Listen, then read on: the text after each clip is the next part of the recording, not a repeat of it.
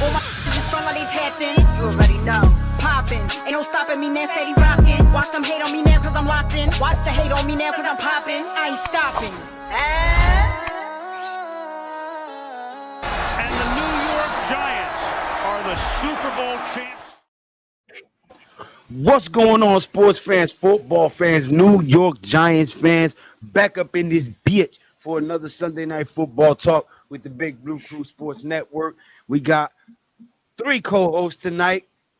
Coach Ed Gladney's Amazing World of Sports, Unpopular Opinion Sports. If you didn't know, now you know. And my boy, co-founder of the Big Blue Crew Sports Network himself, Big Pat Sports Talk. Let's get ready to get into it tonight, man. Y'all know what it is. The New York Football Giants are looking like a football team.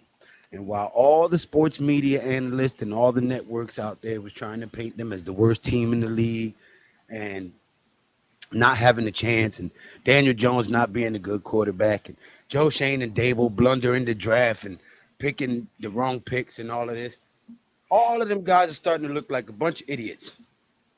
And us, on the other hand, Big Blue Crew Sports Network, who's been giving you nothing but logically sound football talk since the inception of the concept here on YouTube with us, are starting to look like geniuses, psychics even. But Twitter and everybody else will have you think that we're homers, we're DJ lovers, and we don't know nothing about football.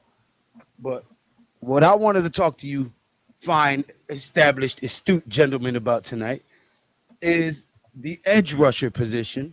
What do you guys think we need to do there? Is there somebody you guys have an eye on that you think the Giants can bring in to help the edge rusher group? And then we'll get into the second part after we discuss that. Well, I'll jump it off. Pause.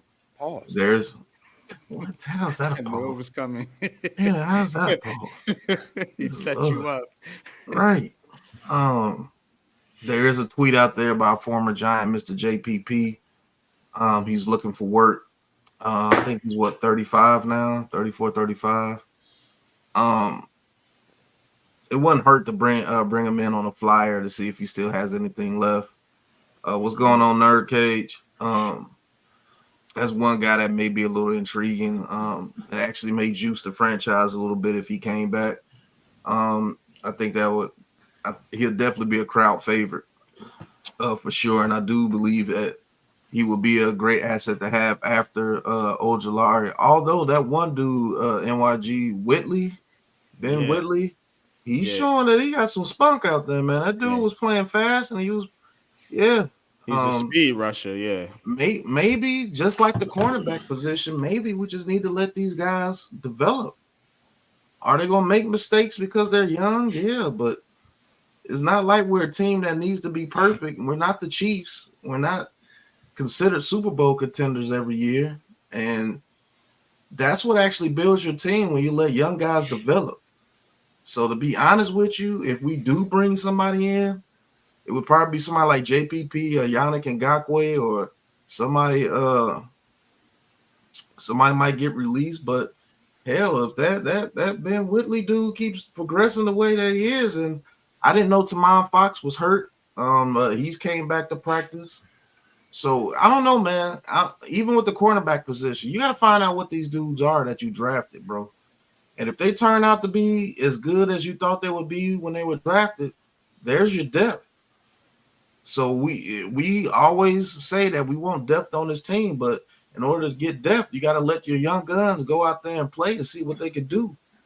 So I wouldn't be sad if they don't sign somebody, and I wouldn't be mad if they do sign somebody. But that's just my opinion on it. Yeah, I think we good with the edge rushers though. If they do bring in somebody, I would prefer a vet like a JPP. You know what I'm saying? Somebody that's established that can kind of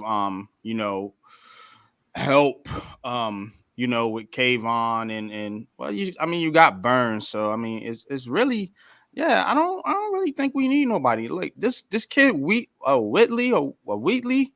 I think he's looking pretty good.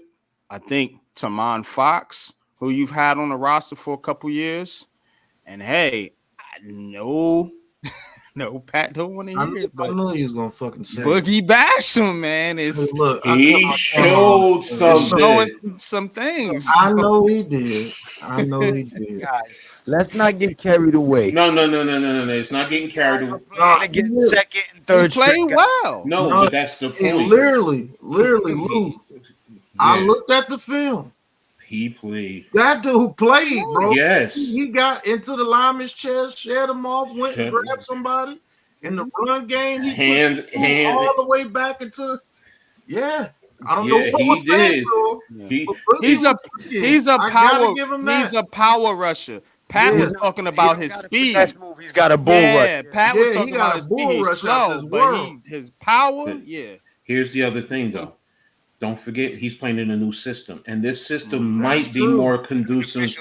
Yeah. So, because when I said the same thing, I'm like looking. I looked at the game and live. I rewound to go back, and I'm like, no, he didn't just do that. And I'm like, Coach had to do yo, a double take. exactly. I'm Yeah, like, he shedded a double team at second corner. I was like, oh shit. I mean, I'm just like, and I think if I'm not, I think whatchamacallit, Baldy did some. I think he did a breakdown or something, if I'm not mistaken, on him.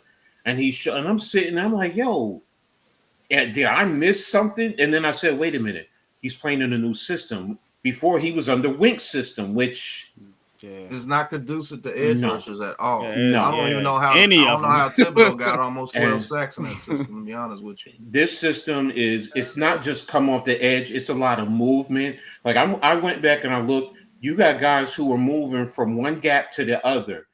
That causes problems with the offensive lineman, because now, if you're responsible, if you're a guard or someone and you have a man who's right here, when the ball is snapped, you're taking a certain angle, positioning yourself to try and block him. So now once he's moving across your face, now you're now having to adjust. And if you're not passing off or such, That's what happened. That's exactly what happened. Yeah, bro. so it's like I'm sitting and I looked and I'm like, oh, wait a minute, I got to wait till the all 22 To come be out. honest with you, Coach, I thought somebody fell down and he just ran straight to the quarterback. But when I looked at the film, I said, "Oh shit, he literally did that himself. He engaged, looped around that dude, pulled his arm. He grabbed the wrist. He was fast enough right there. Grabbed his wrist, pulled him, went there, and showed a little flash of speed right there. I said, "Whoa." Exactly, and Scheme, to be honest, I'm sorry, Coach. No, But go I ahead. keep trying to tell people, scheme is your best chess piece when it comes to the NFL game. Your scheme is your can make team. the bro. sorriest son of a gun on one team look Your like scheme is your a team. player. Like, where the hell was this at? He was in the wrong Exactly. scheme. Your Exactly. scheme then wasn't conducive to we his skill said- set. And said- guess what? They moved him inside because Boogie Basham was playing outside last year, and that's definitely not his game. And they moved him inside.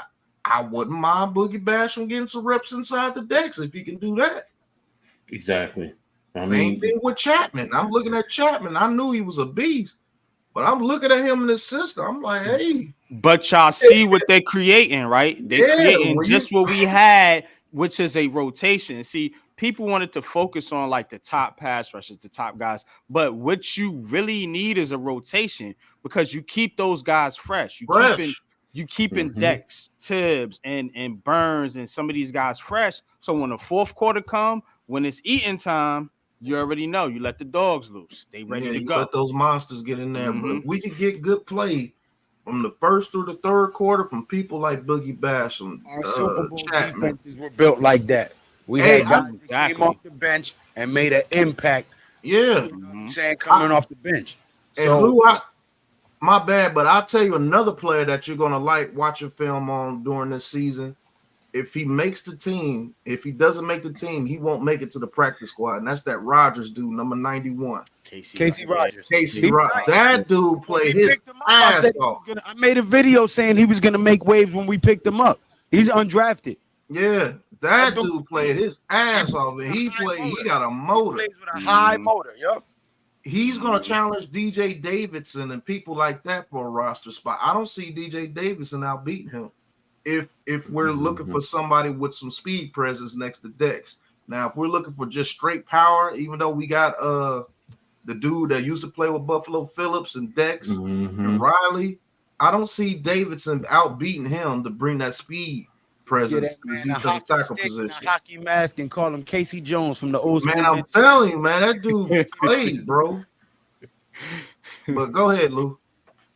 No, I was just saying that he's a bright spot on this defense as an undrafted player coming in and trying to make some noise. I agree with you. Casey Rogers is making a damn good case for himself.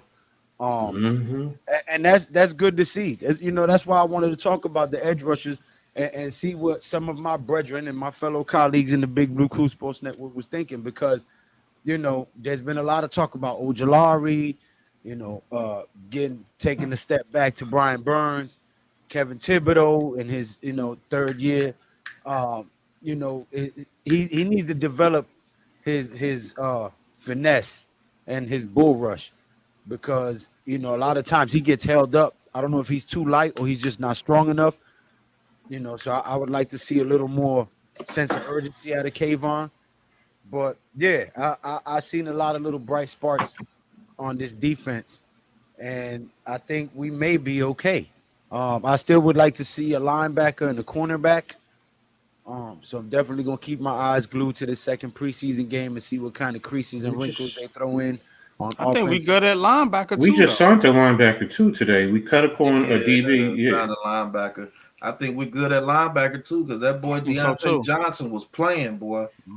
He's another one that's like, okay. Yeah, cornerback is the only position where you got Beavers too. Remember, Beavers played well in that game too. He looked like he's starting to get healthy. He led us in tackles. Dude was playing too. He got a minor ankle sprain. Yeah, no, it's not even an ankle. Somebody stepped on his foot. Oh my god! The reports coming out now.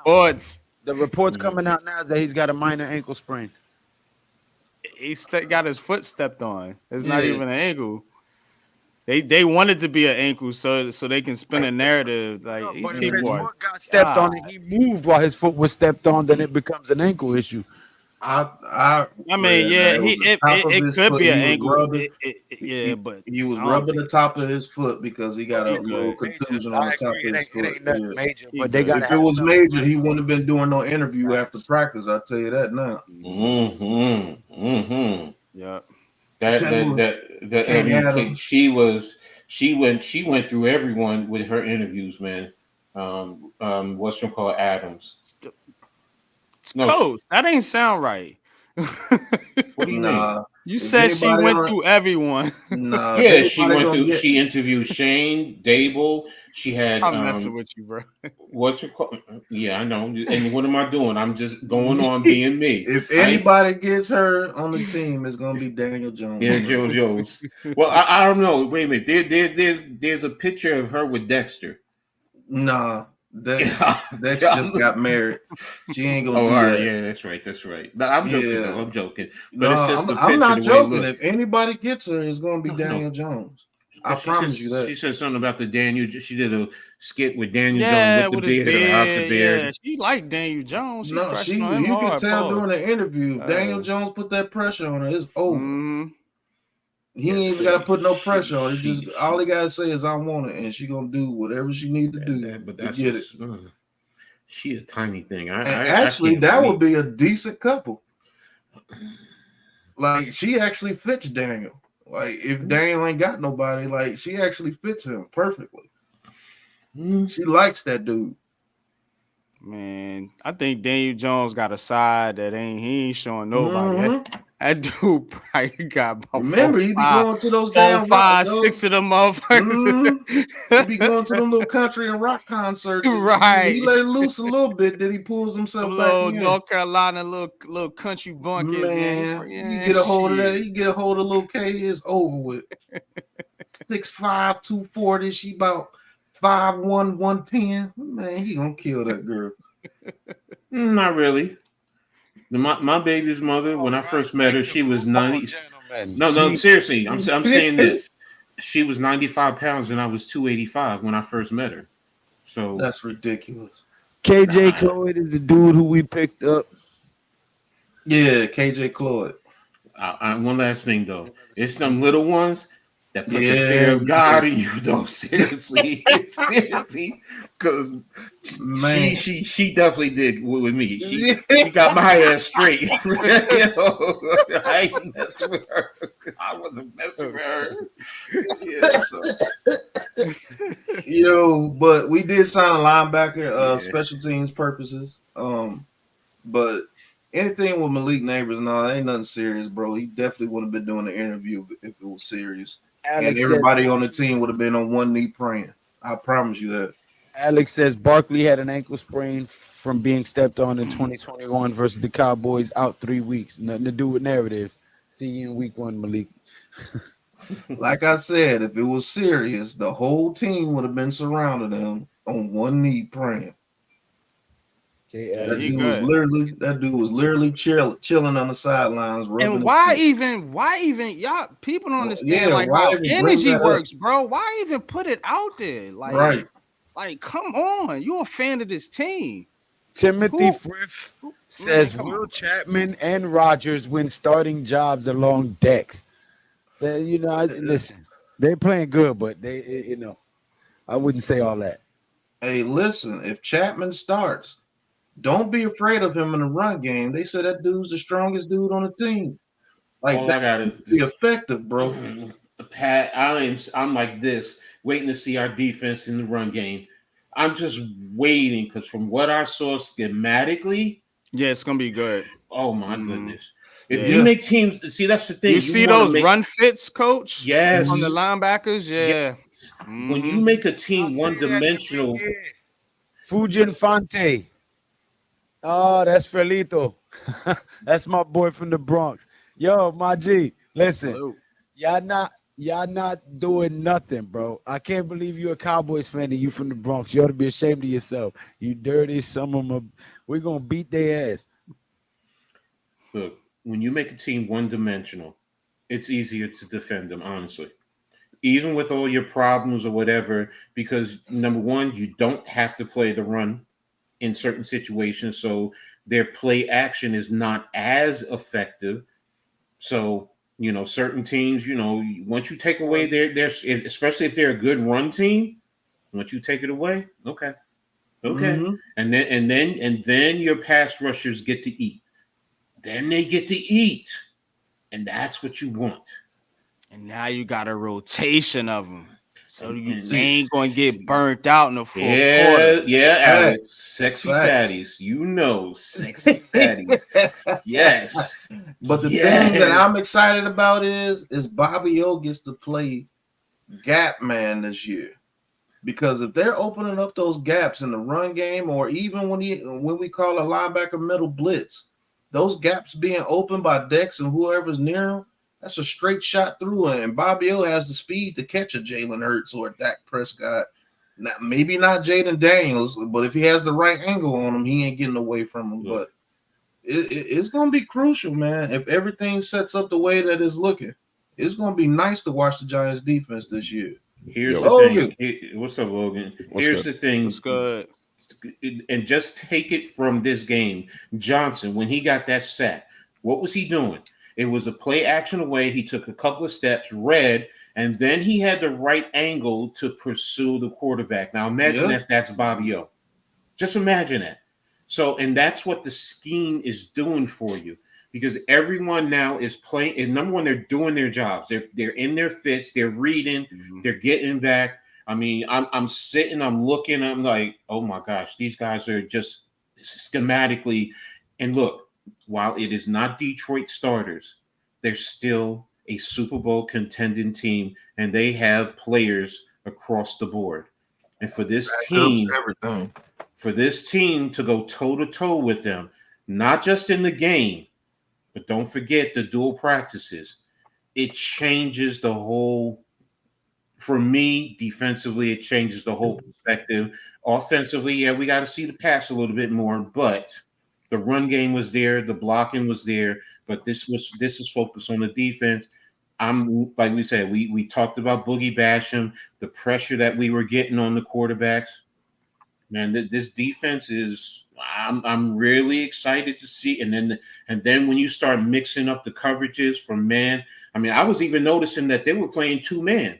I mean, it was. I'm saying to myself, oh, wait a minute, we're playing 2-man. We got 2 deep and we got man underneath. Yo, I haven't seen that in this defense in a long time. So, and then we were playing zone. So it's like I'm sitting here and I'm like, yo, Shane, I would love to coach with you. I would just love to coach with him. Just all the things that he's doing defensively. It was just like, yes. It's getting to the point to where we can play chess with you on defense. Yes. Because it's all going to be predicated, coach, on one, stopping the run game. Yes, exactly. Because this is when the defense gets deadly if we can make you a one-dimensional team. Now, if you're getting the run game going, it's going to be a problem because our secondary gets exposed. So that's the teams that we're really going to struggle against that have a serious run game, a la the Eagles. Like if the Eagles could get their run game going and they could get those one-on-ones with A.J. Brown and Smith consistently, we might be in a little bit of trouble because, for one, we're getting tired trying to stop this damn run all game. And then they can start attacking the secondary, which would be the weak point of this defense. That's just being real. NYG has been calling it out for 3 months. No, you've been getting a little slack for it, but it's just true. That's not an unpopular opinion. It's just true. It actually showed its head in the preseason game when they got a chance to get the ball off. Problems happen. So I'm hoping Nick McLeod can step up and be that cornerback too. But if they do find some miracle way to get a guy in here on opposite of Deonte Banks, hand claps. But more than likely, it's probably going to be between Cordell Flott and Nick McLeod, and I'd rather have Nick McLeod out there because he's more fundamentally sound. We'll see. Killer Witherspoon is out there. I don't know if it's the money issue why anybody ain't signed him yet. He's probably just going to have to come in and take a 1-year deal somewhere and try to get that money next year. But Killer Witherspoon is not no slouch. He's actually a pretty good corner. So I wouldn't mind him, but you have to get him in here now so he can know the scheme. You know what I'm saying? It looks like they're not doing that. So we're going to have to depend on Nick McLeod or Cordell Flott. And that is a weakness of this defense. That's just the truth. But if you feel that you can just come out and pass the ball against us and let Burns and Thibodeau pin their ears back, you got a whole nother thing coming to you. So don't forget and Bowen does with blitz schemes. He does it the right way. It's not a heavy usage. It's coming where it's not expected. And, because when you're blitzing at a high volume, you know what's coming. So, you just pretty much almost attack you right in the spot that you leave open. Exactly. So smart team. I agree, Average Beast. Trey Hawkins could be that dude. I mean, he has shown flashes. You know what I'm saying? It's just the consistency going up against, real time wide receivers in real time games. I'm sorry. You know what I'm saying? On the island. Maybe I'm being biased because I'm an LSU fan, but I think Cordell Flott could be that guy. He hasn't proven it yet. I don't feel safe leaving any one of those dudes on the island besides McLeod. And I know because I know McLeod's not going to give up anything deep. But Logan, you might be. I don't. This is one subject. Hey, listen. I show my face to let you know I'm dead serious. This is one subject I don't know about this team is the cornerback 2 position. And I'm not saying it's going to derail the whole team. But if we're getting beat down, I guarantee you it's the cornerback 2 that team is attacking and is having a lot of success. I'm going to tell you what's going to be the problem with this team. You know what I'm saying? I'm not trying to be negative. I feel like this is going to be a boom or bust offense. And true. When you have a boom or bust offense, you need your defense to be real consistent in order for you to win games. And when you have a piece of your defense that can get exposed, you know what I'm saying? It's concerning. You know what I mean? So I would like to shore them up because we have to face the fact that the defense is going to be the strength of this team this year. I'm not saying the offense is going to be trash. I think it's going to be much improved from last year, especially. But I see it as a boom or bust offense. There's going to be times where we can't move the ball, and there's going to be times where we're going to be lighting people up. I just see it going that way. I Facts, agree MRG. 100%. Yeah, I Facts. think the thing with the offense is that I obviously think it's going to be improved in terms of we're not going to be doing anything stupid anymore. I don't think we're going to be giving up the most stupid sacks, having a running back dodge 5 defenders in the backfield. I don't think we're going to be seeing that anymore because we actually have a competent play caller now and Brian Dable. What I do think the problem with this offense is going to be is I think we're extremely talented. I just think we're an extremely young team right now. So there's going to be some mistakes that get made early on in the season. Like if I'm going to be completely honest, I have the Giants starting off at 2-4 to start the season and then picking it up because in the middle of the schedule is where I think it starts to get easier and the offense is going to start clicking. I think the defense is really going to have to carry us through that first half of the year. Yeah, That's a good analysis, Logan. absolutely. But Absolutely. See Ovio Gofu get out there and do something as an undrafted free he agent. actually played pretty well too, Deal. He's another one, yeah. I found think you- he might go to the practice squad, though. I think they could probably slide him in the practice squad. Captain D Coke 70. Thank you very much for stopping by, man. Hit that subscribe button for your boy G Nation, man. Don't be a ninja watcher. He says, I found you guys last week by accident. I just want to say you give the best in-depth analysis I have seen about the Giants. Well, thank you very much. Appreciate you, bro. Appreciate you, We are man. The Big Blue Crew Salute. Sports Network. Right here. That is us. Right here. So subscribe to each one of us. We're also building a channel for the Big Blue Crew Sports Network. As soon as that's done, go subscribe there as well. Don't be a ninja watcher. Appreciate that, though. Please, everyone in the chat. There you go. Listen to Tudo. He's telling y'all what to do. He put all the links in the chat. Shout out to Tudo. Thank you for putting everybody's link in the chat, Tudo. Go ahead, speak. Yeah, Pussy. nah. I want to thought you were reading the chat. If he doesn't work, he's just a reserve. Keep David Long Jr. or Hendon if you aren't going. Get a good veteran. Yeah, Alex, I agree 100%. One thing I am excited about, though, is Andrew Thomas is going to get to give Dallas Turner his welcome to the NFL moment. I'm really hyped to see that in week 1. Oh, yeah. I'm definitely not worried about that matchup. I don't think the offense is going to be more bust and boom. I think we will have games. It's a matchup thing. It's the NFL. It's a work in progress. Matchup thing. You know what I'm saying? So it's going to be tough matchups where we ain't going to be able to move the football. It's going to be matchups where, like Pat said, our CB2 is going to get exposed because you're going to have, either a quarterback that can buy time in the pocket or you're going to have a quarterback that has a quick release. You know what I'm saying? A smart quarterback. You can get beat that way. But I think the majority of the teams we play, we're probably going to have the advantage over, especially on the defensive end. So I don't really see it like that, Alex.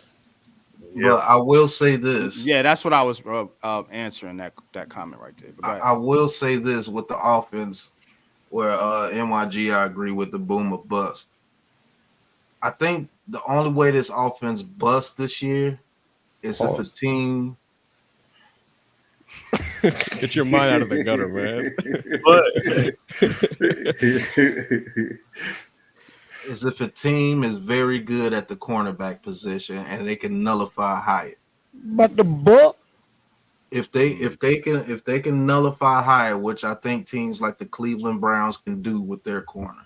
Oh yeah. And it just becomes, it just becomes like, can we get Malik Neighbors the ball today because everybody else is locked up and the middle of the field is locked up because they know you can't do anything on the outside and we can just put somebody on Hyatt and lock them up. If we don't get motion going, it's going to be a problem. I believe this offense will be predicated off motion this year as well. Whoever's getting locked up, say somebody is putting hands on Wan'Dale Robinson, he can't get off the line like he normally does, or Hyatt can't get off the line. We're going to have to find a way to get those guys in motion, to get those hands off those guys so we can get into our routes. And the offensive line is going to have to play. The offensive line is going to have to step up those games and play really good football those games in order to win those games. And if they're not playing really good football and they're getting pressure, that's when the offense is going to look like last year. Yeah. I'm going to be completely honest with y'all. I'm really excited for Hyatt. Obviously, I think the dude's a speed demon, but I think a guy that people are, especially on Twitter, are really underrating is Wan'Dale Robinson. I could see that dude having a monster season in the slot. I'm really hyped for Wan'Dale, more so I than think he anyone can in the have offense. over 100 catches. Logan. Yeah, I agree. That was one of my things that I mentioned on one of my shows. I think Yeah. he can go for 100 catches. Yeah, he's a beast, man. That's when I mentioned on our stream earlier, Coach, that we could go to our big set and use the tight ends to our advantage. Bookend. I agree with you 100%. If that interior O line can be consistently average and get this running game going, it will help the defense for sure. Yeah. Here's the thing about this offense, though. It's adaptable. I mean, and that's the thing that I'm really starting to appreciate. You know, whether you're going gun, whether you're going under the center, whether you're going with a bigger lineup with the two tight ends or multiple tight end sets, whether you're going empty. We're showing now that, you know what, even with smaller size backs, as long as the offensive line is opening up is setting up the alleys. Tell them to, though. The backs will attack it properly. They're not going to sit there and dance. You're even seeing a little bit of scheme where we're extending the offensive line and opening up wider gaps, whether it's in the A, B, or the C gap. I don't want to say too much like the old Texas Tech, but when you have a tackle who's sitting 3 yards away from your guard, normally you would say you would worry about it, but that's a good thing to have in a run game because it creates wider angles, and it makes it harder for the defense because now they have to adjust accordingly, and then you're still able to attack them whether you're going up the gut or off tackle. So this offense is very adaptable, and as long as they keep putting the pieces, you know, it's just going to keep growing, and you're just going to keep stacking one brick on another brick on another brick on another brick. And next thing you know, we could be sitting here having something special. So I'm not jumping the gun, but Dable has shown the ability to adapt his offense. You know what I'm saying? We've seen it in 2022.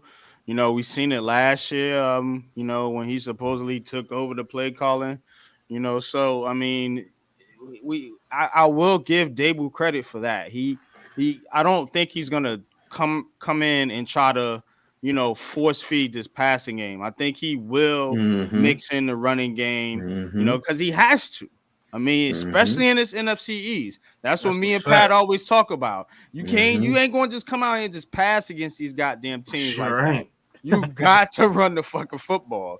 You know what I'm saying? I think Dable was a smart enough coach. I hope so. I do think so. I don't think he's Joe Judge. I think he's a smart enough coach to realize, hey, look, you know, I want to pass the ball, but I know I got to rely on my running game to really get to where I want to go with this offense. But also in our division, a lot of these guys, I mean, the Eagles' run D is trash. A lot of these guys' run D is trash, so that's the problem. So and their secondary is suspect too. So is the Cowboys. If the Cowboys ain't getting no rush on you, those dudes are suspect because they're chasers. But you see, go ahead, man. Kane, my bad. You see in that Cardinals game against the Cowboys how they tore into the Cowboys because they ran at them. They didn't pass the ball. They ran it down their throats. So that negated the pass rush from the Cowboys with Lawrence and Micah Parsons. And you saw when Parsons is in the run, he gets exposed in the run game. You know what I'm saying? When you're coming right at him. So if you got a good run game, you can do that stuff. You're gonna wear him down.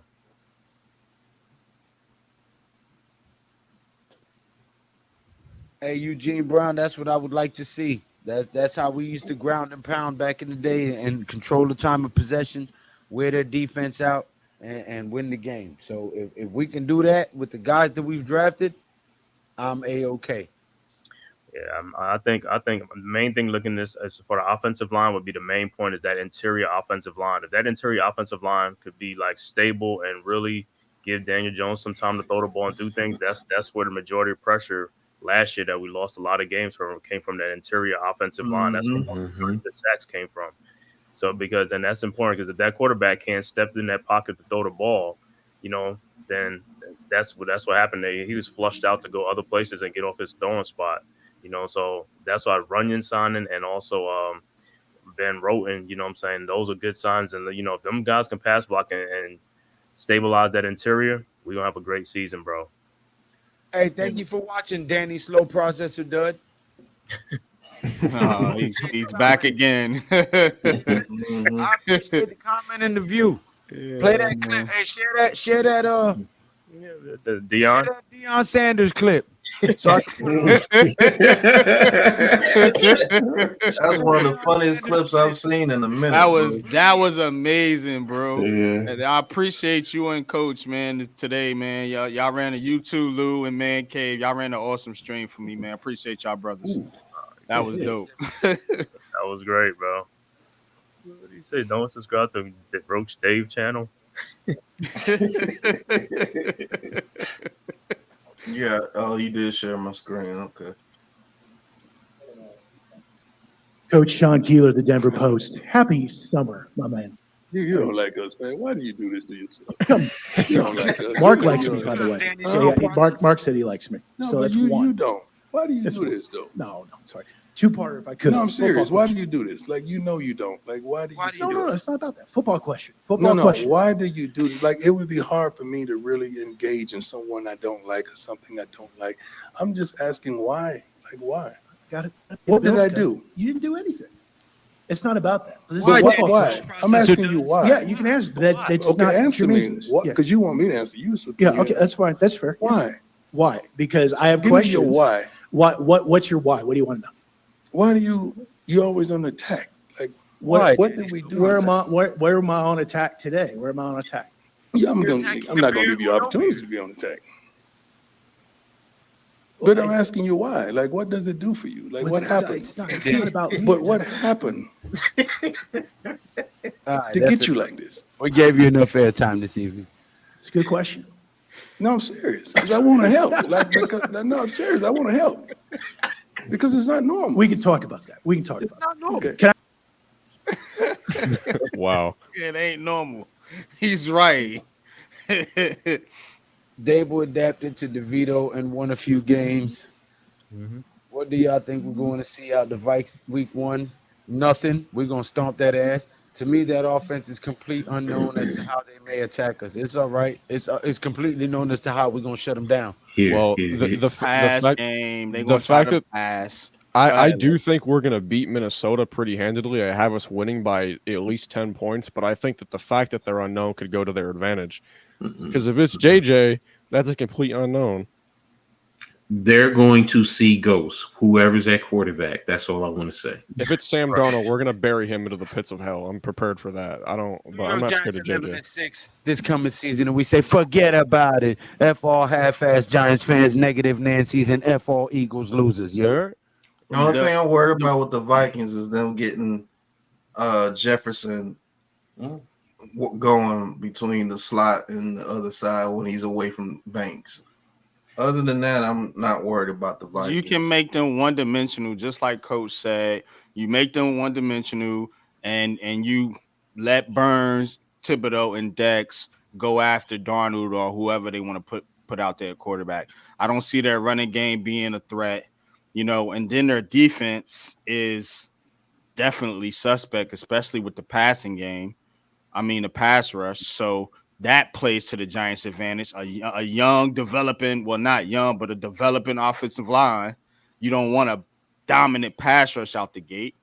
So I think that plays into the Giants' advantage. It's about matchups. This is a matchup that favors the Giants.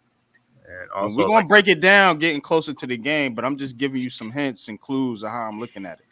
Yeah, and Dex has dominated that offensive line for the Vikings anyway. He owns that offensive line, man. And now you got Brian Burns in there too. Crazy, man. We just can't let, like they say, they do got Aaron Jones over there from the Packers, so you can't let their run game get started because that's the way they could beat us. If their run game is getting started and they can start getting Justin Jefferson in those matchups that they want, then it could be an issue. But if we stop their run game and let us pin our ears back and get after them, I don't see the Vikings doing too much to us, to be honest with you. But it's any given Sunday. We got to go out there and play. So True that. Cuban doll thickness in the building says, I just hope that when Saquon Barkley comes back to MetLife Stadium, they're not booing him.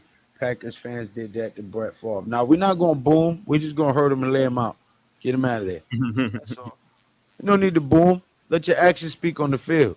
Pop the shit out of that. With this Giants fan base, you're gonna hear a mixed bag. Because it's so divided. Some people gonna boo, some people gonna cheer.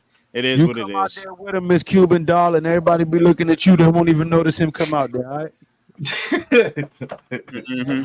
Crew, I know we Giants through and through, but can Coach Pierce get Raiders to the wild card?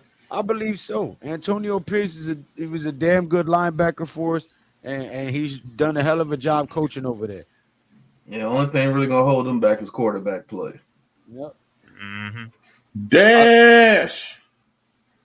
It's good, bro. Salute. See how the Vikings offense is unknown. Aaron Jones is washed up. Sam Darnold sucks. Just rush for him. Darnold sees ghosts.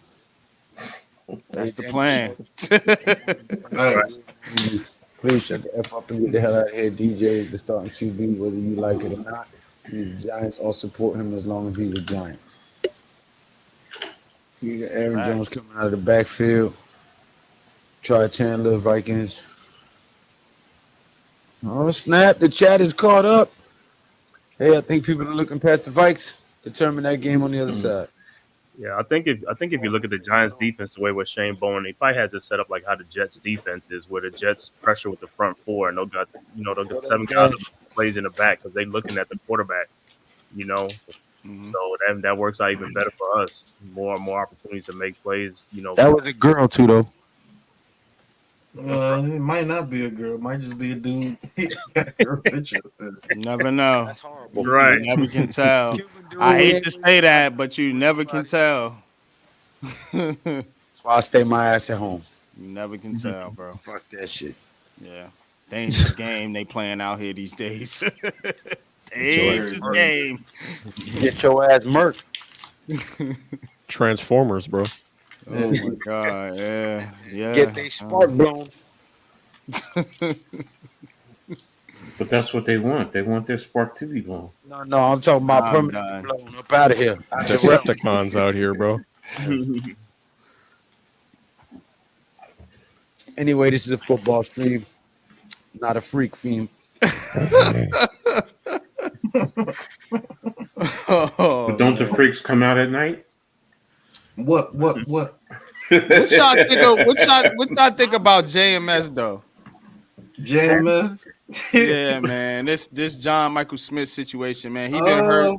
He been out a lot. He's missing a lot of time though. He's missing a lot of time in camp.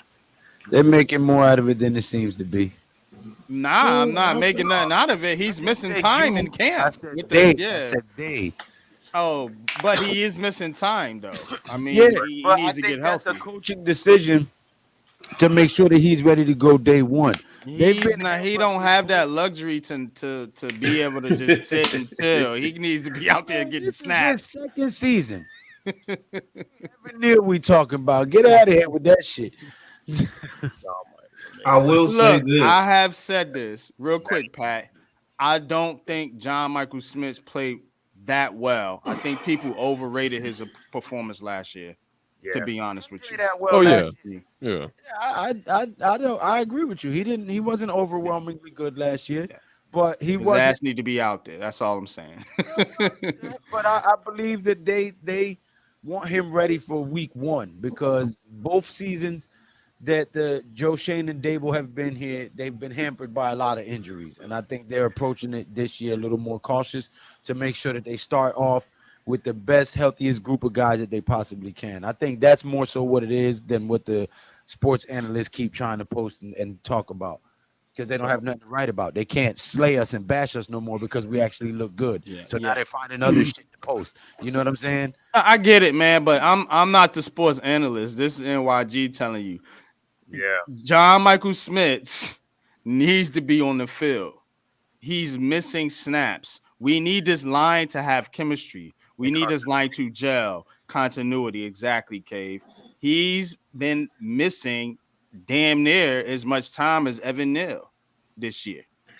You know, so I want him to be back out there He to came back get these today, snaps. so your prayers were answered.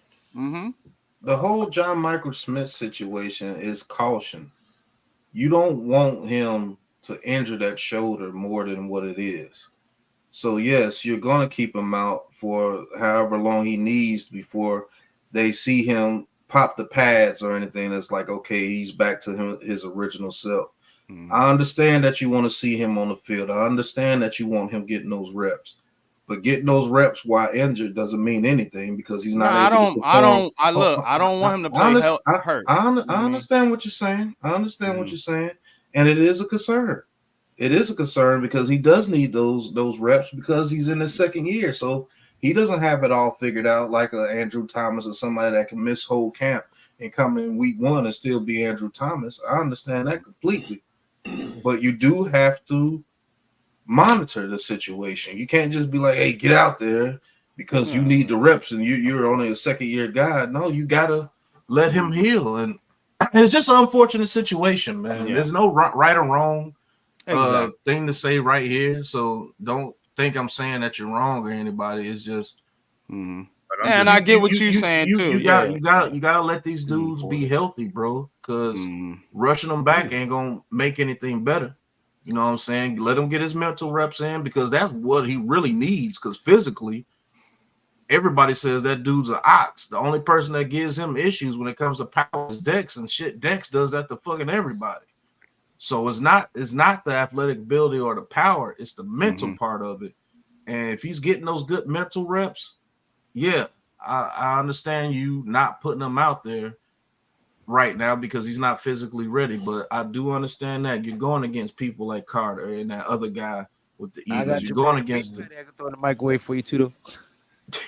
You're going against the Wonder Twins over there in Washington. You're going against Dallas's D-line, even though I believe their defensive tackles are nowhere near as good as they used to be. But you still play against monsters every time you line up against the NFC East. So I just paid all my bills and bought school clothes and school supplies too, though. I ain't ordering shit today. I just bought some school supplies and shit too, bro. That doggone school supplies getting more every year. It's crazy. Everything's getting more. Yeah, I got unpopular opinions on that shit too, but let's keep it sports related. Thanks, bro. I just got back from my uphill climb run routine and we're all hungry and starving, mate. Please do something about it. Please stop making excuses. Please pick up the phone and dial the magic number. All right, send the bread. Send the bread and I'll dial the magic number. Yeah, well, NYG was saying like undersized as it add a shoulder injury to that, and that's a bad situation right there. Well, the only thing I just want to know is like, is it an injury where he needs surgery or not? You know what I'm saying? No, it's a strain. He just needs no contact last year. Yeah, you know what I'm saying. You don't want him to get worse. Play football in a couple weeks. Trust me, they know what they're doing. Yeah, that man, I do. My playbook, getting the mental reps. He's healing. I think NYG said he don't want to keep being in and out of the lineup like where he's coming from, and I understand it. But he's running through the reps here in the playbook and talking with the guys and the coaches. And when he does step back out on the field, you're gonna see the improvement. That's what I'm banking on. I trust this group of coaches way more than I trusted them for the last 2 years. This group here, I actually have faith in because they showed me something in preseason. They showed me grit. They showed me a scheme. They showed me that they had some semblance of a team and a direction that they were moving towards. That I can get behind. The past 2 seasons, we really haven't seen that. So now I'm a little more optimistic than usual. So, and just guys know what they're doing. Just to add what NYG is talking about, the continuity of the offensive line. For sure. Everybody does not want Rotten playing center. You want Van Rotten playing right guard to where he's supposed to be playing right guard. I know where NYG is going with. He didn't get to it, but I know what he's talking about.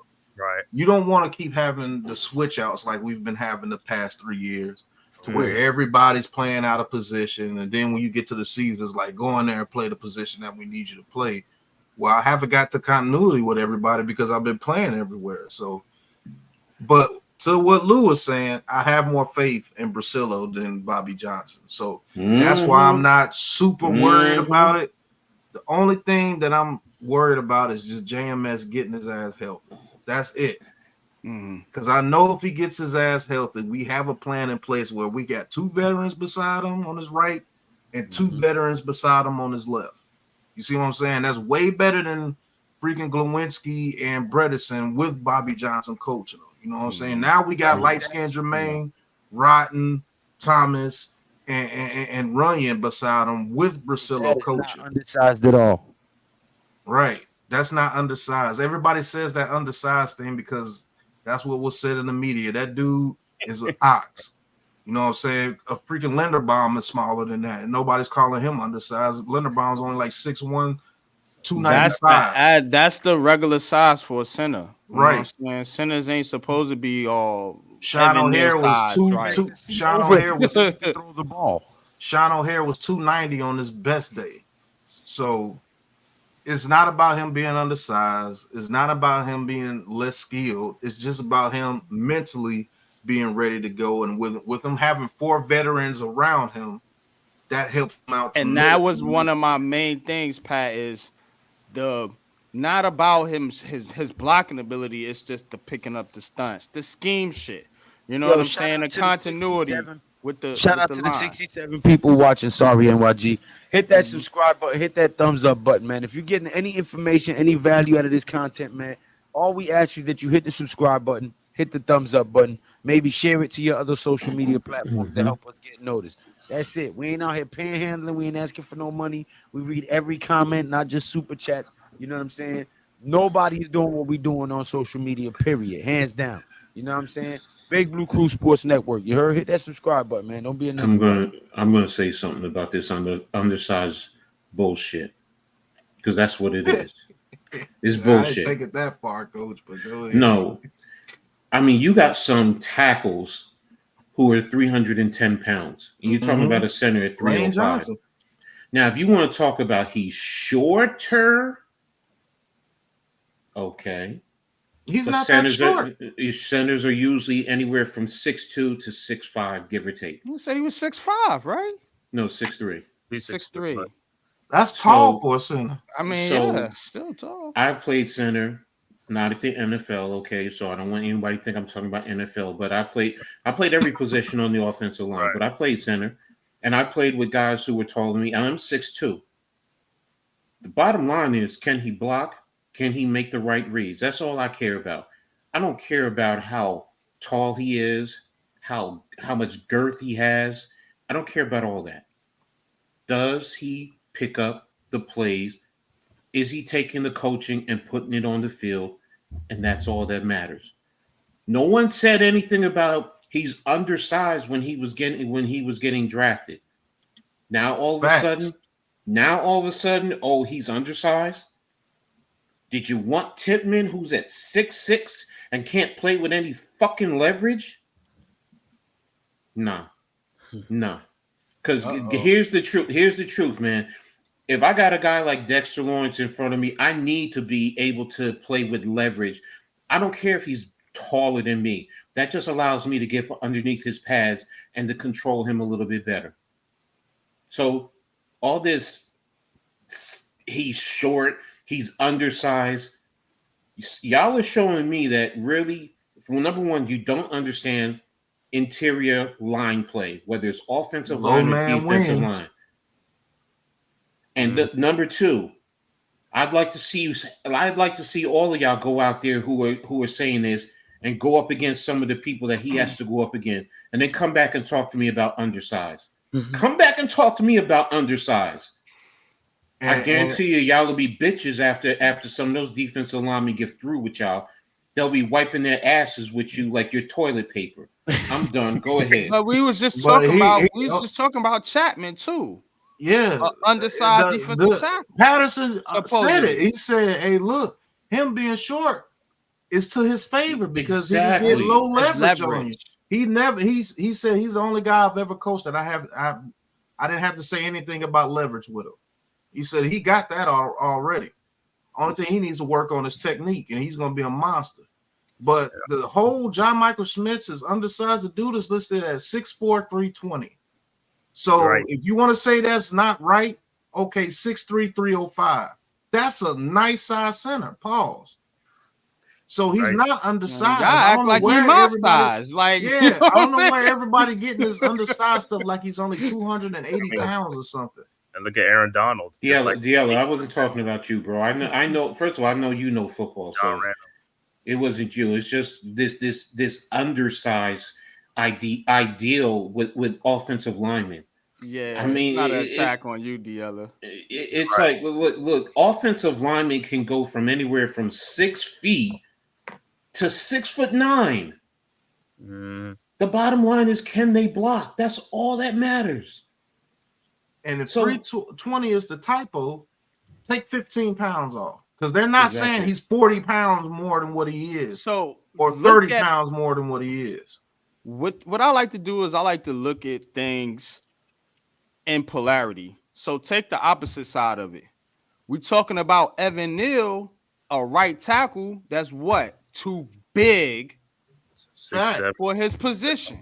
6'7", 340 or something. No, Right. he's not. He Evan Neal is 360, if not even And more. he's like what, 6'8"? I'm 350 right now, guys.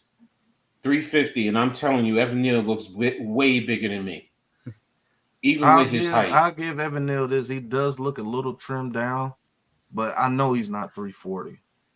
358, 360 at best. Mm-hmm. And he didn't even get to really shed any weight or anything in this offseason because of his ankle. So, yeah, if you want to say that's a typo, take 15. Let's just say take 20 pounds, which I know they're not going. They can't lie about 20 pounds. Mm-hmm. But let's just say they're lying about 320, 6'3", 300. That's a very good size center. You know, Sean O'Hare on his fattest day was what, 295? And he was what, 6'1", 6 foot, 6'1", 6'2". He lost all that weight. Look at him Yeah. now. That dude, He looked like he barely over 200 now. Right. Somebody just said it earlier too about Jason Kelsey. Jason Kelsey was what? I want to get the right 300 person. at best. I mean, Iman Perry. Kelsey Iman wasn't Perry. He no- was 295. Yeah, he's around at 295, 300. Jeff He Saturday he wasn't was that built. big. His game was built on leverage. Leverage and technique. And That's what technique, you right. need. Mhm. If you got leverage and technique, there's not too many people that are going to abuse you. And look how much smaller of a man than Kelsey was to Dex, and that was the only dude I seen Mhm. Dex give Dex issues because his technique was so strong, and it's really your balance. If you have great balance as an offensive lineman and you engage with somebody and you know how to dip and get that leverage and get your hands into their chest before they get to you, you can win against the most Used to monstrous call him type what? dude. The dancing bears. Remember? The dancing bears. Facts. If you a dancing bear out there, you can have some success in the league as a smaller lineman, as they say, undersized. I don't care what your size is. Pause. If you can play some football, you can play some football. Thank That's you. just it. Bro, Your they- best centers of all time are all smaller type dudes. Jeff Saturday, Nick Mango, Kelsey. Oh, what's that one? What's the one center that played for the Chiefs? It wasn't Sam Shields because he was a guard. No, he was I can't guard, think of yeah. his name. And the dude, he went to the Browns and it became an absolute monster. Oh, what's his damn name? Who, Botano? What's Oh, I can't think. Something Charles. Wyatt. Oh no, not Charles. I thought you were talking about Wyatt It Teller. was something Charles. I forgot his name, but he played for the Saints. I think the Chiefs and the Browns. Come on, Bentley, something Bentley. LaCharles Bentley. Yeah, I think it's I something think like that's his name, LaCharles Bentley. Smaller guys. that. Mhm. You know what I'm saying? And Aaron Donald, one of the smallest defensive tackles you'll ever see, is going to go down as one of the best of all times. People say Warren Sapp was undersized. Man, they had hey, remember London Fletcher from back in the day? London Fletcher. Thanks. Zach Thomas, 5'8". Sam Mills. Sam Mills, 5'8" on his best day. I'm taller than those guys. Right. Even You though can Sam play, you can Mills- play. Sam If you Mills- can play, you can play, man. Facts. If you can play, you can play, bro. But that's not like That's Biela all said. I'm bad. glad he knows that weren't going at him. But that just goes to show you. That's why I put that damn Candace Owens thing on there. They said the CIA did this damn project where they put 18 people in a room and 17 of them were CIA agents, and it was one regular dude. And they held up a sign that was clearly a triangle, but all the CIA agents said it was a square. And so the dude that was in there, he looking around at him, and he was like, "Well, I guess I got to say a square too, because everybody else said it's a square." No, we're the dudes that gonna say, "Fool, that's a triangle. What are y'all talking about?" Facts. And we're the dude that everybody's gonna call an idiot. Don't you see it's a square? Everybody else said it was a square. No, nigga, you square. That's a triangle. Thank you very much, Javi. So I mean, it is what it is, man. But no, that man's not undersized for all saying all that crap, man. It's just we want him on the field because we need him to get those reps. But I have more faith in our offensive line coach now. I know this dude knows what he's doing because he had freaking a doo-doo with a good PFF grade. So it is what it is. McKeithen had a good PFF grade. The other guys had good PFF grades that game. So yeah, I have more faith in him than anybody else that we've had. We touched on that earlier on NYG stream. Yeah. What? I'm sorry. Go ahead. Finish what you're saying. Yeah, P dot tweeted that out, and I said it earlier that he's actually willing to play guard now, and I think it was Iman said, yeah, they went to him and said, "You playing guard? God damn it, your ass is out of here. You playing guard, or we finna call the guard to get you up out of here." Facts. I mean, it's Brasillo can look at him and work with him. Thank you. Brasillo is the key to everything that I'm seeing right now. Right. Everything. You know, I mean, we're not overly aggressive because if you're playing overly aggressive, like everyone kills Evan Neal about his balance, but he wasn't the only one that was playing a lot off balance last year or the last couple of years. So that's your teaching. I question his foot speed, not his balance. No. You want to know a reason why I know Coach ain't lying? That dude from the coast that we signed played pretty doggone well before he came over here with Bobby Johnson and that scheme he was doing. Glowinski. Glowinski went from Glowinski was very good to just ass. Like, what happened? Like, I know this dude ain't forgot how to block. He off balance. He falling on the ground. Neil falling on the ground. It's like, man, can anybody stay up so we can get a pass off? Exactly. No. And that's the thing. Again, like I said, when I see just little things like you're extending a tackle 3 feet from the guard to change the angle in a running game, that's a phenomenal offensive line coaching technique. That just tells you, look, you know, let's step out a little bit more. First of all, you're testing to see what they're going to do. You're testing them. Okay, if they get us, all right, fine, we're going to come back in and we'll scrap it. But if it's successful, guess what? You stay with it and you force them to make adjustments. You see the combo blocks, coach? Yes, bro. I'm sitting watching combos. They're working duos. They're working double team to the second level. I'm sitting here. I'm like, where the hell has this been? Where the hell has this been? Listen, I'm gonna see if we could do a screen game because our screen game has been the worst. I mean, if we get to see a screen game this year, I know, man. If I see we get a first down on a screenplay, right? I'm telling you guys, they showed all that running in preseason. That's smoke and mirrors. Our run game is gonna be predominantly screens and short passes out of the backfield. I'm telling you, bro. Remember it. Remember, I said it before season started. And Lou, that could be true. But what I'm saying is, this is saying that it's in the playbook. That's the point. Right. So, and if Dable is saying we could do this, and he says, all right, let's game plan, let's see what we can do, and we can do it, then it's going to stay. Because remember, we were talking prior to this that we're going to be more shotgun, off tackle to outside zone, toss plays, and a lot of the work, and we were concerned about with bad weather, how are we going to, and this, it wasn't snow, but it was rain, and it was dreary, and we attacked them right pretty much at the heart of their defense, That's a right good point, between Coach. the both B gaps. We were attacking them there. Yeah, And that's the thing. So yes, rainy. we now, to lose point, if we can incorporate it, it now spreads out this offense even more and makes it that much more dangerous. If we're able to do this with our second unit, what do you think is going to happen with the first unit? And this is a simple game plan. This was simple. This wasn't too hard to figure out. It's just mano and mano. Let's go to work. Let's see what you guys can do. And I'm saying to myself, if we're doing this against a good team, let's also, yes, it's their second and third team, but there's still good guys on a good team. Last year, our second and third stringers was getting their asses kicked. So, yes. Man, it was like, I'm proud of them. Playing out there. Facts. So, and that's the thing. That's the thing. You look at this and you say, first and foremost, we're giving a new identity, or we're instilling a different identity. First of all, we're talking about the play caller, because everyone always said it last year. Dable should have been calling from day one. Okay, cool. Dable's now calling. He's experienced. And these guys are taking on his identity. It's not Kafka's, it's Dable's identity as a play caller.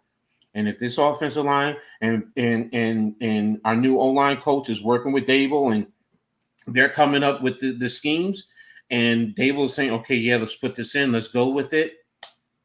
Bro. I'm gonna give you an unpopular opinion. I think Kafka is more involved in the run game. And I'm gonna tell you why. Okay. I watched when he coached the what was it, the All-Star game? Yeah, the All-Star game. Yeah. He ran a lot in that game. And I think that might be part of what he's bringing, because you got to understand he's supposed to be involved more in the scheming, right? Schematics of it.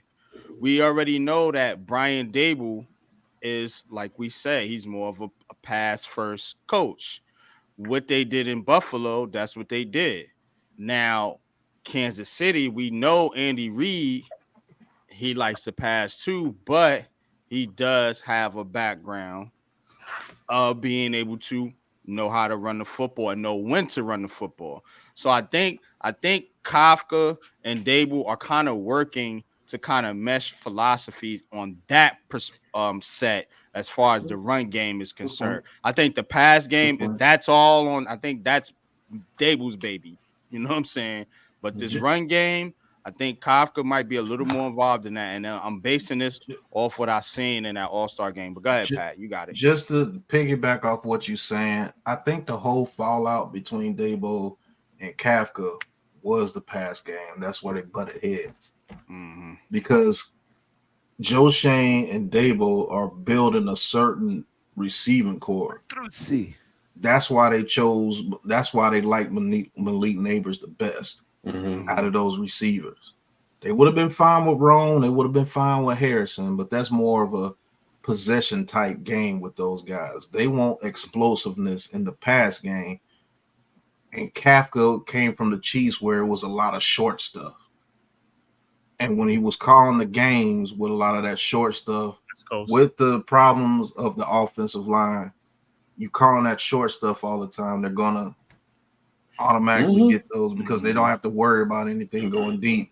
Yeah, we didn't have the receivers to challenge them. I was just about to say, they was throwing all that short stuff in Kansas City. They had Tyreek Hill. They had Facts. Receivers.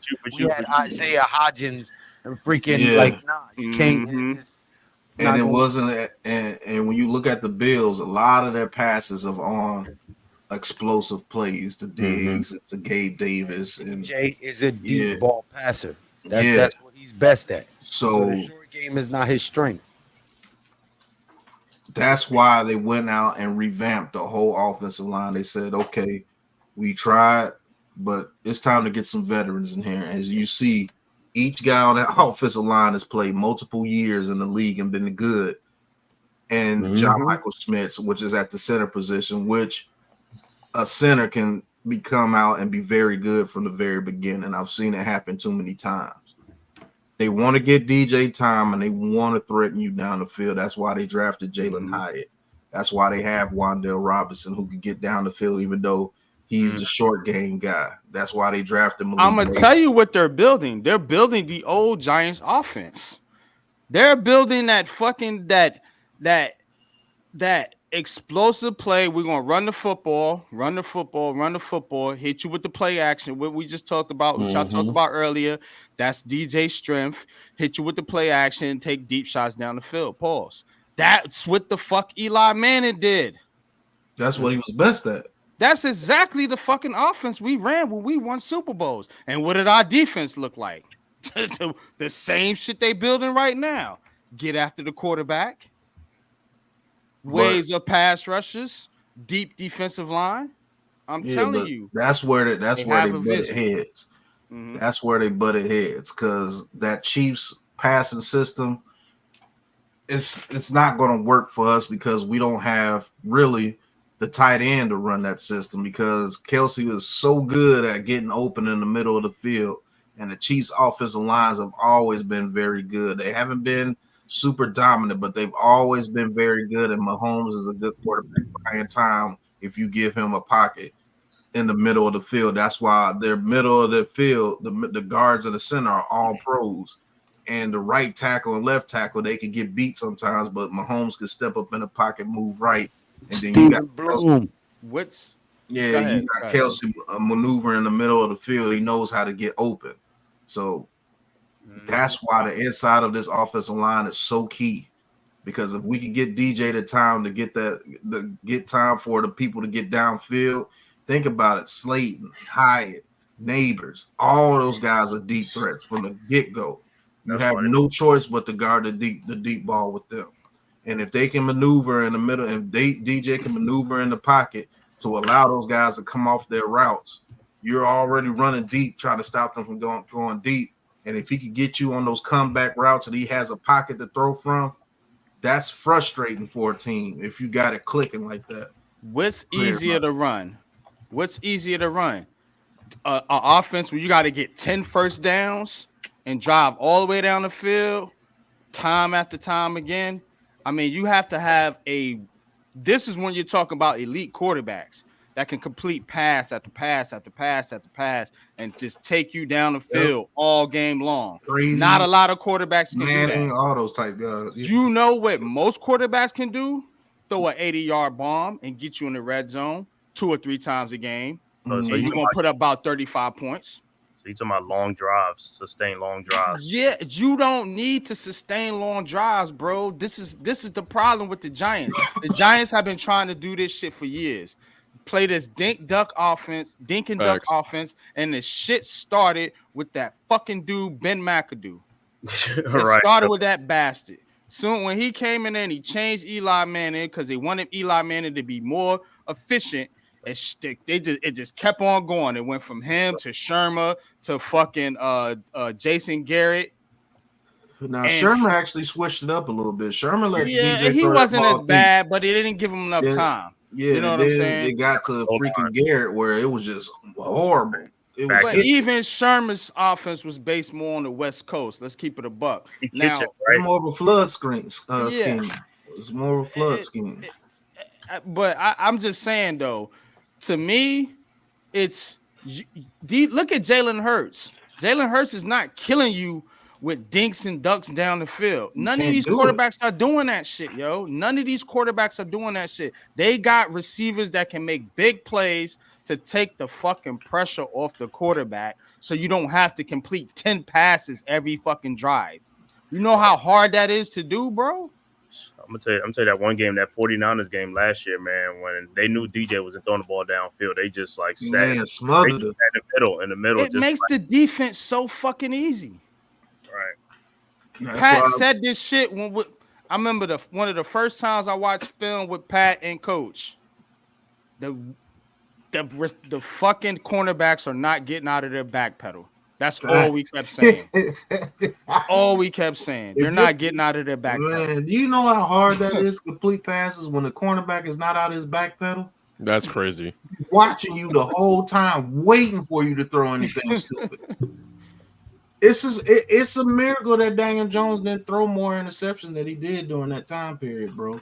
And that's why you seen DJ have hardly no stats, because he's not the type of quarterback that's going to take those chances. He's just not.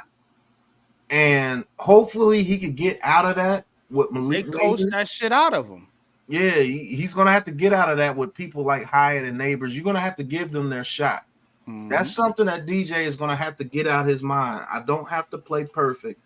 Just let me get the ball in his vicinity. Like Malik Neighbors said today, he went up to DJ like, hey, look, man, I'm going to make a play for you. Just get the ball in my vicinity and watch me work. And everybody's taking that as a slight on DJ. No, any great receiver is going to tell any quarterback that. Randy Moss told it to Tom Brady. Is Tom Brady a bad quarterback because Randy Moss just told him to throw it up to me? No, he's not. It's communication. I'm gonna say that with DJ. DJ at Duke with Cutcliffe, he threw the ball a lot. So that's what I'm saying. He threw the ball a lot, even though he had receivers. But he threw like over 1,300 passing attempts. So he threw the ball. So he was taking shots downfield, all that type of stuff at Duke with Cutcliffe. You know, Diallo, what real he's saying? quick, Oh, I just want to respond to Dialla's comment real quick because he was addressing me. What I'm saying is, you don't need to dink and dunk your way down to stress the defense, bro. That's why you use the running game. This is what we talking about. We talking football now, bro. I love this shit. I do it. We're talking about the running game now. So we don't want your quarterback passing 50 times a game trying to do 10 play drives. You know what I'm saying? You want to put pressure on the back end of your defense. This is what Pat was talking about. Cornerbacks not getting out of their back pedal. Once you start to put the pressure on the back end of your defense, yeah, you can start creating opportunities in the middle of the field to sustain drives. You know what I'm saying? That's when third downs become easier. You don't have to fit the ball between three people to get a first down. No, that play is open because they're scared of you airing them out. They know for a fact that I could get aired out at any time with this offense. So stuff underneath starts to become easier. Facts, you just need the threat of it. That's it, bro. And it's extremely hard for a defense to know that you can't get deep and you got to dink and dunk your way down the field. That's extremely hard. That's why we only averaged 15 points last year, 18 points. And we scored 21 points one season. I was like, damn, we killing it. You know what I'm saying? Facts. But those teams that average 25 to 28 points a game, they have that ability to crush you deep real quick. Boom, boom, boom. Damn, it's 20-3. The fuck happened? Facts. You know what I'm saying? So that's the element we've been missing. I don't think either one of you guys are wrong, and Diella actually agrees. You want the deep game so you can open up the short game. Pause. Facts. That's what those laser receivers are for. Like I said earlier, what's the use of having soldiers if you can't use them? That's why the interior of this offensive line is so important. Because if DJ can't step up into his throws, you can't get accurate deep ball passes. That's why I said it's going to be a boom or bust offense because it's going to be games where that shit ain't going to happen. They're going to be outmatched in the middle because we just not like that right now. We're getting there, but we ain't like that.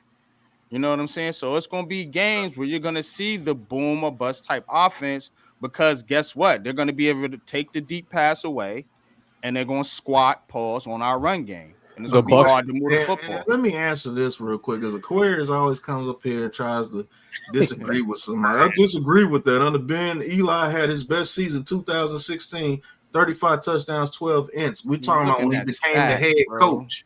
No, that's before he became the head coach.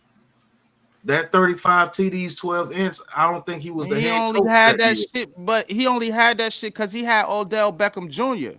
You know what I'm saying? And then Odell was taking slants to the fucking house. Right. It was still short, bro. Trust when me. Odell Beckham got hurt, look at the offense when Odell Beckham got hurt. It got him fired the next year. because you don't have that monster that can take an 80-yard touchdown, a 3-yard slants pass. wasn't working no more. Yeah. You see what I'm saying? So you can disagree if you want They to. think we don't know fucking football. Yeah, you can disagree if you want to, but if you don't have an offense where somebody ain't out there backpedal, Odell Beckham makes you get out your backpedal. That's why that shit gets open. But when you got people like CJ Board and CJ Board, oh my gosh, Hurt-ass Riggs and Marcus Galladay, Dante David Pettis. Steels, let me say Dante Pettis. Don't none of those dudes scare you on anything. Let's be real. Know who they are. And then Sleazy, do you know if Malik is good? You wouldn't be saying that if he was on the Chargers or somebody. You would say he's going to be a monster, but since he's on the Giants, you got to question. We can answer that question. Yes, we do. We know he's fucking good. You know Malik Neighbors is that dude. Do you know Joe Alt is good? You know Joe Alt. But man, let's talk. If you're gonna talk football, let's talk football. You can't just go off stats, bro. Like Odell Beckham made people back up. That's why those slants happen, sir. And let's be real. What was that game against the Saints? That shootout. That was Gilbride, right? If he's asking about the injury, then yes, he is good. I'm telling you, he wouldn't have been doing an interview after if the injury was serious. He wouldn't have been doing an interview. I told you, there'd been people on the ground from the Giants on one knee praying. Oh, you talking about the injury? Oh yeah. Okay, shit. Oh, okay. Nah, he's good though, bro. He's good. Either way, he's good with the injury. He's good as a player. Yeah. He said he's a giant. We was talking about a certain subject, and you said, "Do you think Malik is good?" That's what I thought you was talking about. Like, come on, bro. You know that dude's good, bro. Okay. You can see it. Yeah, I thought he's a Giants fan, but yo, like I said, you remember that season when it was like our offense was just like Eli was just throwing the ball all over the place. Our defense just couldn't stop nobody. You know what I'm saying? I think that was Gilbride. And that year, Eli was launching the ball down the field that year. Gilbride, the offensive coordinator? I think Gilbride was the offensive coordinator. I don't know. Let me look it up because you remember that Saints game was like 52 to like 51 or something. Yeah, that was like damn. When he went down into something. I think Gilbride was the OC. That was like 2012, 2013. I want to say one of them years. Like, come on, the defense can not just please stop this other team. Yeah, that's when we had that Belcher. Yeah, betcha. Or was it? Yeah, our defense was bad under Betcha. It was bad under Perry Fuel, Betcha. Ruben Randall. Wow. Yeah, there you go, Diallo. And when did Eli Manning throw all them touchdowns? I know it was against the Saints. It was like 52, 50 something. Just like you could look at that game, or if you Google that game against the Saints shootout. I think that was like 2015. I want to say 20. What you talking about? The shootout with the Saints. It was like that year. I think that was like 2015 or 2016. I don't think he threw a lot of touchdowns that year. He wasn't even a coach at that time. You said Eli didn't throw a lot of touchdowns in that game? No, I'm talking about when he threw those 35 touchdowns, Tom Coughlin was still the coach. Oh. Mm-hmm. You see what I'm saying? In 2016, that's when the offense became anemic, when we was throwing all those short passes. So you're wrong again, Aquarius. That's what I was talking about. Was he saying that Ben McAdoo was the offensive coordinator after Gilbride got fired? Yeah, Ben McAdoo was the offensive coordinator that year when he threw all those touchdowns with Tom Coughlin. And Eli was airing it out that year. And then the very next year, he became the head coach. That's when our offense went anemic because it was the defense that led us that year, right? To the playoffs. That's right. I know I wasn't tripping. Mm-hmm.